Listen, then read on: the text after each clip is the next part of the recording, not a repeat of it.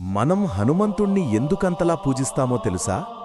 కేవలం ఆయన బలాన్ని చూసి మాత్రమే కాదు, ఆయనలో ఉన్న నిస్వార్థమైన భక్తికి, ఎలాంటి అహంకారం లేని గొప్ప గుణానికి, ఎలాంటి కష్టాన్నైనా సరే చిటికలో తీర్చే సంకటమోచనుడాయన.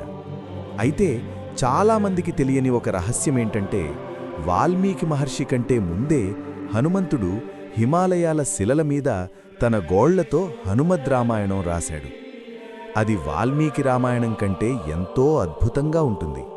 కాని తన రామాయణానికి గుర్తింపు రాదేమో అని వాల్మీకి మహర్షి బాధపడటం చూసి, శ్రీరాముడి మీద ఉన్న భక్తితో తనకంటూ ఎలాంటి కీర్తి రాకూడదని తాను రాసిన ఆ రామాయణాన్ని మొత్తం నవ్వుతూ సముద్రంలో కలిపేశాడు. తనకంటూ ఏమీ కోరుకోని ఆ నిస్వార్థమే ఆయన్ని గొప్ప దేవుడిని చేసింది. కామెంట్స్లో జై బజరంగబలి అని రాసి, ఇలాంటి మరెన్నో అద్భుతమైన విషయాల కోసం మన ఛానల్ని సబ్స్క్రైబ్ చేసుకోండి.